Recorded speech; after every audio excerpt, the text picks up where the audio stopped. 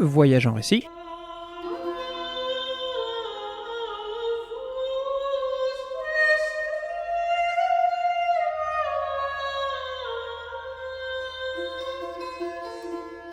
Aurélie Zigel.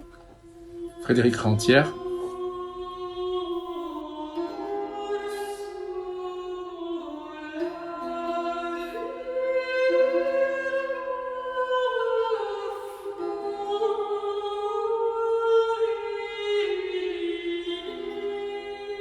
Et Geoffroy Scrive. Eh bien, merci Frédéric et Aurélie. Nous nous retrouvons. Ce n'est pas la première émission que nous réalisons ensemble pour cette antenne d'RCF en Finistère. En Finistère, d'autant plus que vous y passerez en juillet prochain, juillet 2026, pour du chant médiéval. Vous êtes chanteur médiéviste. Cette période de juillet que vous consacrerez à Saint-Jacques à Guiquelan s'intitule « La porte des sens ». Il est fondé sur le chant grégorien. Pouvez-vous simplement nous en dire plus pour ceux qui seraient tentés de vous rejoindre dans cette aventure musicale ? Oui, alors effectivement, le Finistère est un lieu que nous affectionnons beaucoup depuis 5 ans.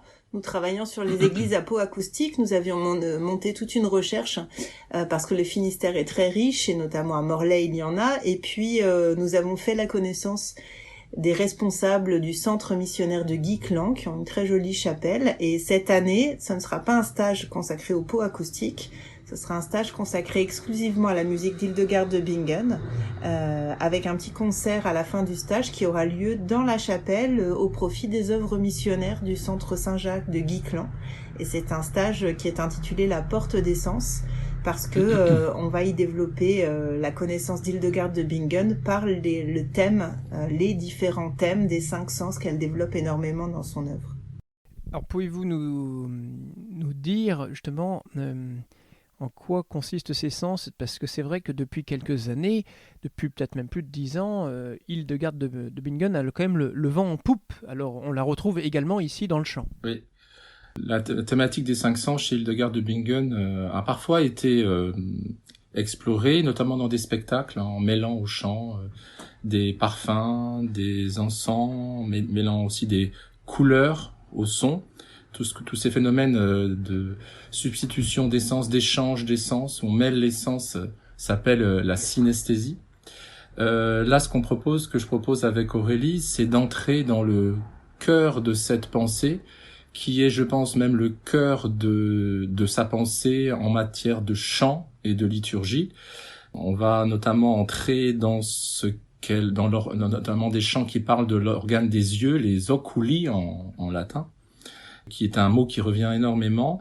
On va aussi aborder la thématique du goût. Le terme gustus, sous toutes ses déclinaisons, est très important dans ces chants, puisque le goût fait partie d'une connaissance très précieuse, d'une connaissance du divin. Et puis aussi la thématique de l'odeur. L'odeur, c'est la manifestation de la présence divine, comme pour tout théologien du Moyen-Âge. Et pour Hildegard, l'odeur prend des tournures poétiques infinies qui se développent dans les vocalises des chants, dans les mélismes des chants. Il y a aussi le thème de l'auditus en latin, c'est-à-dire l'écoute, le fait d'entendre. Là, on entend les klaxons. Mais l'auditus, c'est, on va dire, c'est ce qui permet de voir ce à quoi on n'a pas accès. D'une certaine manière, on voit par les oreilles quelque chose qu'on est appelé à vivre au-delà, dans le monde de l'au-delà. Et puis le sens du toucher, le stage va aussi se centrer sur un sens qui est très peu abordé chez Hildegard. On parle beaucoup de la vue et de la vision. Et bien sûr, on voit bien que le lien est très tendu chez Hildegard entre la vue, la faculté de voir, et la vision, bien sûr, puisque c'est une visionnaire. Donc c'est transport mystique, l'audition, le goût, l'odeur. Mais le toucher, on en parle très peu. Or que le toucher se situe aux frontières de ces 4 premiers sens. Et on voudrait justement l'explorer et montrer comment le toucher divin, la manière dont Dieu nous touche, la manière dont on essaie de l'approcher. Cette idée dans les chants d'Hildegard est vraiment centrale et elle s'exprime par tout ce travail de la phrase, la mélodie, les modes, les formules et tout ce vocabulaire latin qui est extrêmement sensuel. Voilà. Est-ce que c'est ce dont vous donnez un peu l'idée? Simplement dans la brochure, quand vous indiquez, donc d'une part les dates, du 19 au 22 juillet 2026, ça nous permet de les donner aux auditeurs, mais quand vous indiquez harmonie angélique, restitution des neumes, dramaturgie liturgique retrouvée, voix ajustée à l'acoustique, un spirituel sans appartenance, puissance de la mélodie, résonance de l'espace sacré pour la voix et le corps. Est-ce que c'est notamment dans ce dernier alinéa que se retrouve ce que vous venez d'indiquer par rapport au toucher? Oui, alors en fait, il y a plusieurs dimensions, c'est un peu comme un millefeuille. Si on entre dans les chants, même dans la texture des chants, on a tous ces thèmes qui sont, on pourrait dire, en puissance, qui sont des germes extrêmement actifs. Et quand on chanter le chant liturgique, bien chanter le chant liturgique, c'est le chanter en adaptant, en ajustant précisément sa voix au lieu. Pourquoi? Parce que le lieu, on pourrait dire, c'est la première cavité de résonance que rencontre la voix. La voix elle-même se constitue de cavités de résonance, mais la première grande cavité de résonance qu'on rencontre, c'est le lieu. Et si la voix s'ajuste au lieu, tous ces germes dont j'ai parlé, liés à la vue, la vision, le goût, l'odeur, le toucher, toute cette sensualité du chant, elle prend toute sa dimension, elle s'incarne, elle devient, on pourrait dire, l'âme se relie au corps, parce qu'en fait, l'Église, c'est vraiment l'espace, c'est le grand corps de la voix, en fait. Donc, surtout quand on chante le chant liturgique. Donc, effectivement, il y a cette dimension, il y a cette prise de corps, on pourrait dire, de tous ces thèmes. Voilà. Oui, et il y a chez Hildegard de Bingen l'image très forte de la voix originelle, de la voix du premier Adam, voix qui est perdue, voix qui a sombré dans la disharmonie. Et j'ai le sentiment que c'est par les métaphores aussi des 5 sens retrouvés, des 5 sens qui nous permettent d'être véritablement en contact avec le divin, qu'elle va installer l'idée que peut-être celle qui chante va retrouver un corps capable de se mettre en relation avec le céleste. Et donc elle utilise l'image des organes des 5 sens comme autant de portes vers un chant qui serait enfin purifié, reconstitué, régénéré. Donc il y a un lien très fort entre la voix et l'image des sens, mais ce ne sont pas les sens les plus terrestres de l'usage quotidien de l'homme, ce sont des sens qui sont élevés par cette synesthésie spirituelle. Alors, au cours du stage que vous proposez, donc en Finistère, en juillet, je suppose que vous avez déjà une idée du travail que vous allez demander et réaliser avec les chanteurs, avec les choristes? Oui. On va en fait procéder comment dire, il y a un répertoire de chants qu'on a sélectionné et qu'on va aborder déjà sur le plan des images avec Aurélie. On va faire un travail sur les images parce que le latin est à la fois loin et proche de nous. Il y a toute une culture des images à subsumer, à réveiller. Moi, je ferai travailler particulièrement les stagiaires sur le texte, puisque ma spécialité est d'être enseignante, professeure de latin et de grec. Donc, on va travailler sur à la fois le sens des mots et puis leur diction, les accents. Et là, on commencera à rejoindre le travail de Frédéric quand on se sera bien approprié les textes. Voilà, donc il y a tout un travail de déclamation et de mise en bouche et en image avec Aurélie. Voilà, ça a lieu le matin en général, avec la mise en voix qui suit. Avec la mise en voix et très vite, on chante les modes. Dans un premier temps, on chante pas tout de suite les mélodies d'Hildegard. Ce que je fais, c'est que d'abord, je fais découvrir les modes de chant. Alors, ce qu'on appelle les modes, ce sont, on pourrait dire, comment définir simplement, c'est des types de rencontres de sons, en fait, que privilégie Hildegard et qui donnent des couleurs harmoniques, on pourrait dire. Et ces couleurs harmoniques, elles sont pour elle extrêmement novatrice en son époque. Elle défend une théorie des modes qui est complètement en marge par rapport au chant grégorien et au plein chant de son époque, 12e siècle, et même après 13e, 14e, 15e siècle, elle reste encore extrêmement novatrice parce qu'elle croit énormément au pouvoir des modes. Et donc d'abord on goûte les modes, on essaie de comprendre la différence entre un mode de ré, un mode de mi, comprendre les différents modes de ré et modes de mi que utilise Hildegard, puis après on goûte un mode de fa, un mode de sol, et on voit comment elle les mélange, comme un peintre qui, sur sa palette, mélange ses couleurs. Il y a un vrai travail de composition modale chez Hildegard. Et Après, quand on commence à relier les deux parties de la pomme, on pourrait dire, quand le texte, le latin commence à être vivant à l'intérieur de nous, les images viennent. Le chant, lui, on va voir à quel point les modes vont exciter, ça c'est vraiment un terme médiéval, une pensée médiévale, comment le chant va faire remonter les images et comment il va élever les sens de l'âme, justement. On est vraiment dans cette pensée-là. Et pour le travail purement musical, Frédéric se sert d'un instrument qui est en fait un instrument indien, mais qui est assez proche des instruments à bourdon qu'on pouvait trouver au Moyen-Âge. Ça s'appelle une shruti-box. Et avec cet instrument, il donne une note de base, un bourdon, une teneur, qui permet aussi aux gens qui sont débutants ou qui sont peu expérimentés dans ce genre de musique de retrouver régulièrement la base. Donc c'est du chant a cappella, mais qui sera accompagné par cette soutenu par cet instrument. Et l'après-midi, on travaillera donc l'ensemble, comme l'a dit Frédéric, la mise ensemble des deux aspects de la chose, texte et chant, et puis on ira vers une petite restitution qui aura lieu le dernier jour dans la chapelle du centre missionnaire Saint-Jacques. Voilà. Nous ne faisons pas cette année de restitution scénographiée avec mise en scène. Ce sera une petite restitution classique avec peut-être un petit peu de déambulation dans l'église, mais l'essentiel du travail va porter sur l'exploration musicale des pièces et ce sera en Ardèche lors de l'Académie d'été en août que là on montrera la dimension scénographique en plus sur le travail des chants. Oui, il faut préciser que vous aurez donc cet autre moment en Ardèche, donc là cette fois-ci bien plus éloigné du Finistère.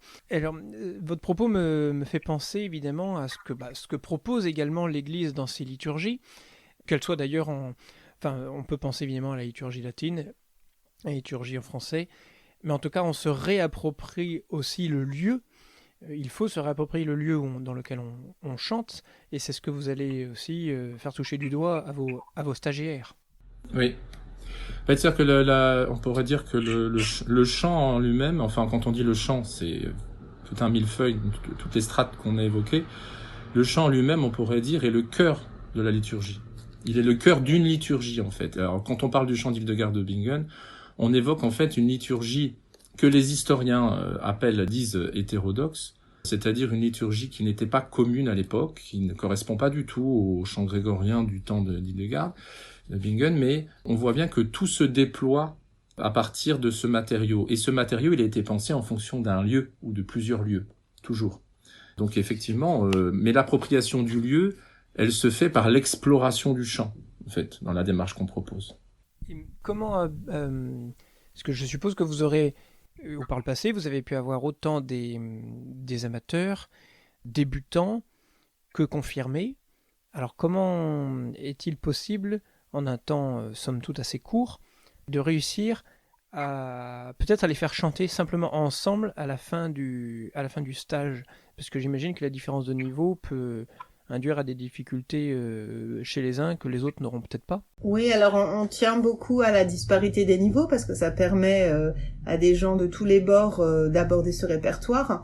Ce qui se passe, c'est qu'en général, l'assortiment de chants que prépare Frédéric est conçu de manière à ce qu'il y ait une base que les moins expérimentés peuvent chanter et donc les plus expérimentés vont se joindre à eux et auront en général en plus des pièces à interpréter par petits groupes ou en solo. Donc il s'agit d'un répertoire supplémentaire pour ceux qui se sentent à l'aise. Mais la base est tout à fait interprétable par tout le monde. Parallèlement, on entend beaucoup parler ces dernières années de l'expérience d'Hildegard sur le domaine de la santé. Alors, est-ce que, quand on lit par exemple voix ajustée à l'acoustique, résonance de l'espace sacré, qui peut être aussi compris finalement comme résonance au sein de l'être, est-ce que les stagiaires que vous avez pu avoir, les chanteurs que vous avez pu avoir jusque-là, des années passées, vous ont dit s'être trouvés très bien pendant le stage et à l'issue, suite à cette expérience de chant, d'appropriation du chant et d'appropriation des lieux? Alors, j'ai recueilli beaucoup de témoignages depuis des 15 années que j'organise des stages. Et avec Aurélie, c'est quelque chose qui s'est vraiment renforcé, c'est que les gens Enfin, il y a une partie des gens qui, surtout ceux qui découvrent, qui sont très étonnés par le pouvoir du son, on va dire. Et on va dire que les 2 premiers jours, ils sont un peu scotchés. Ils sont scotchés parce que ils réalisent que leur voix, ils ont un corps, une voix, que leur corps est une sorte de temple de cette voix, et qu'il y a une puissance harmonique qui se dégage de cette voix et qui est presque, comment on va dire, crée une sorte d'hypnose, enfin pas une hypnose totale, mais modifie, on pourrait dire, l'état de conscience, et fait qu'au bout de quelques heures, il trouve un équilibre, voilà, il trouve une tranquillité et en même temps une hyper concentration, parce que c'est aussi caractéristique de ça, c'était qu'au début on peut se dire, surtout un débutant peut se dire, oh là là, ça demande beaucoup de concentration, il faut travailler sur le corps, il faut travailler sur la résonance, en suis-je capable, moi qui ai très peu chanté ou jamais chanté, mais en fait ils oublient très vite parce qu'ils sont pris par l'énergie du son et ils se rendent compte que c'est le son qui travaille en eux. Donc vous voyez, il y a un retournement. Et c'est souvent ça la remarque. Alors ils sentent une fatigue, ils ressentent une fatigue, mais c'est une fatigue de détente, une fatigue de relâchement des tensions, voilà, quelque chose. Oui, alors c'est même devenu un lieu commun à notre époque de le dire, parce que ça fait 30 ans qu'on fait des études sur la question, mais on sait que le chant médiéval et le chant d'Hildegarde de Bingen en particulier, à cause de ses intervalles et à cause de son diapason, sont des chants qui jouent un rôle comparable à celui de la méditation, parce que ils provoquent l'émission d'ondes alpha.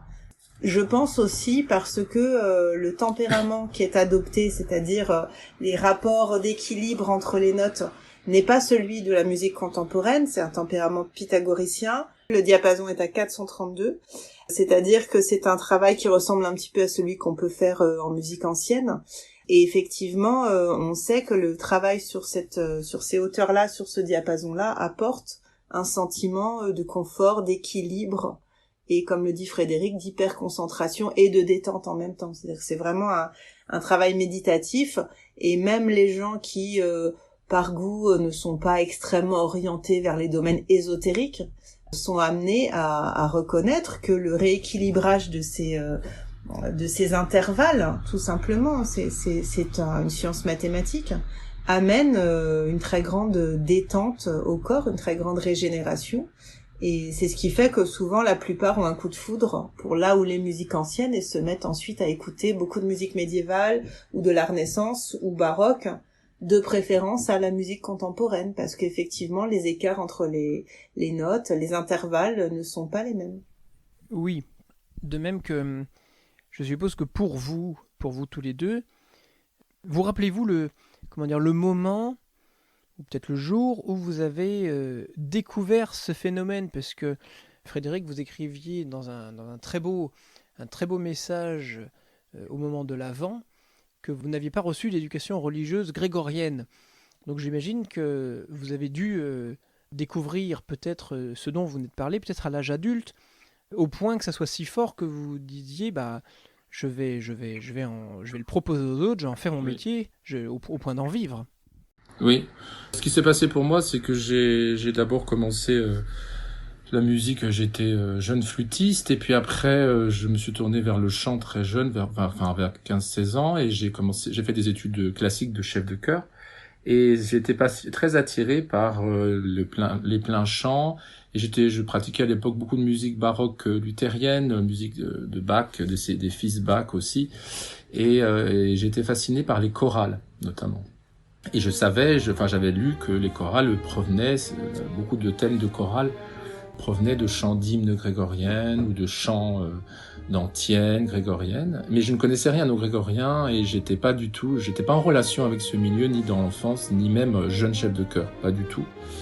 Et puis c'est finalement de manière accidentelle, comme toujours, un heureux accident qui a fait que j'ai découvert un livre de chant grégorien, et comme j'avais pas cette culture, je me suis un peu perdu dans tout ça, et que j'ai commencé à faire des démarches pour me former, rencontrer des gens qui pouvaient m'initier. Et immédiatement, très très vite en fait, alors que j'étais beaucoup dans des musiques 17e, 18e siècle et beaucoup aussi musique romantique, chœur, toutes ces musiques chorales romantiques sacrées, 19e siècle et début 20e. Tout de suite, j'ai ressenti cet équilibre, cette plénitude à l'intérieur, avec un matériau assez simple, finalement rudimentaire, que j'avais cherché et que je cherchais toujours dans des musiques apparemment plus complexes. Et à partir de ce moment-là, c'est là que j'ai senti qu'il fallait que j'investigue, que je creuse ce répertoire. J'avais 22 ans, 23 ans.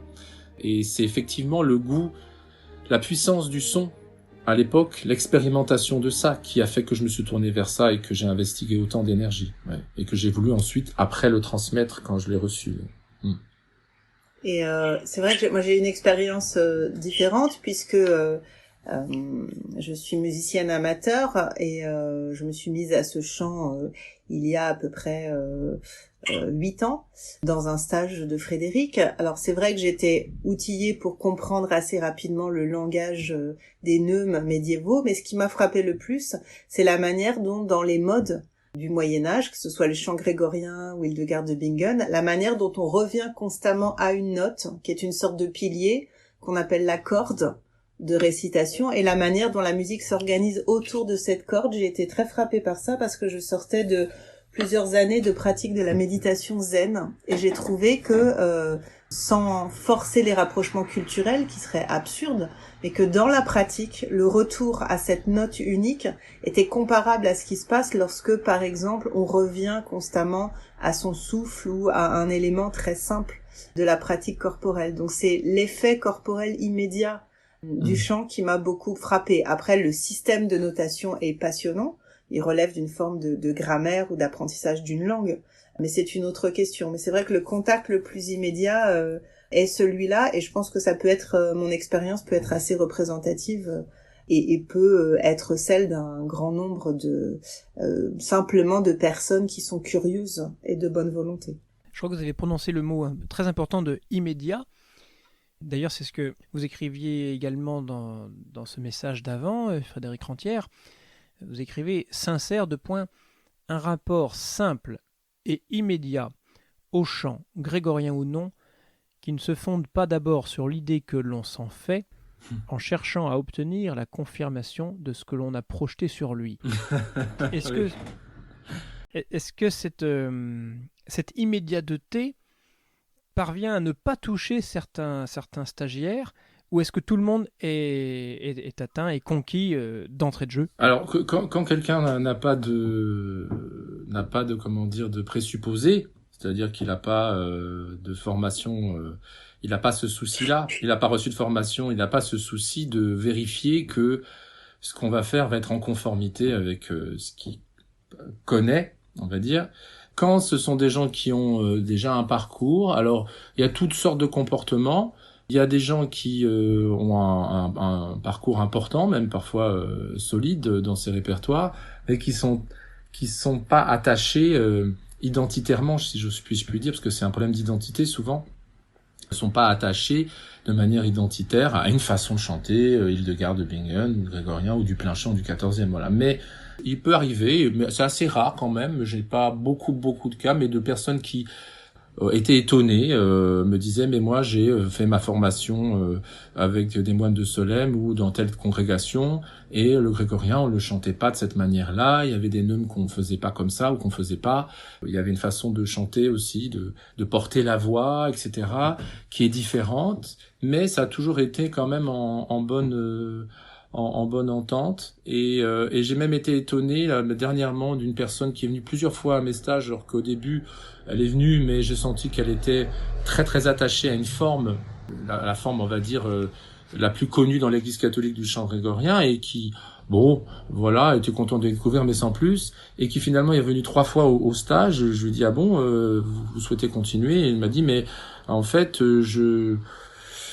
je découvre quelque chose, et je redécouvre surtout le chant, et le fait est que c'est quelqu'un qu'en plus dont le métier est très lié au latin en plus, donc c'est quelqu'un qui était très proche justement de cette culture, et j'ai été étonné parce que il y a même une capacité d'ouverture et de changement, enfin d'accepter de changer son regard sur quelque chose qu'on a pourtant chanté toute son enfance ou même toute sa vie d'une manière.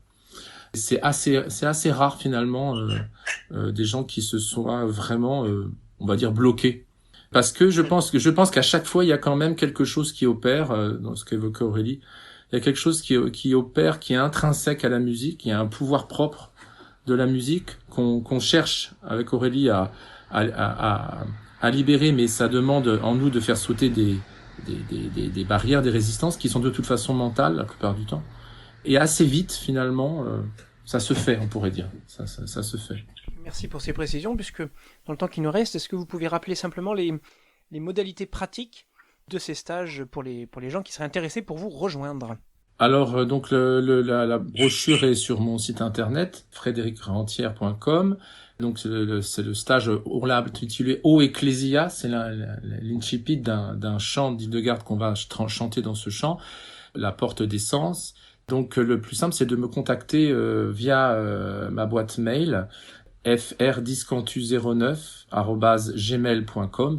Voilà, frdiscantu09@gmail.com, et de m'envoyer un message, m'envoyer soit directement le bulletin d'inscription rempli, soit si vous avez des questions, de tout simplement m'envoyer un message. Il y a aussi mon téléphone d'ailleurs sur la brochure, donc on peut tout à fait aussi, je peux aussi répondre aux questions. Voilà. Donc 06 10 85 30 98. Voilà. Eh bien, merci beaucoup. Merci beaucoup, Geoffroy. Merci.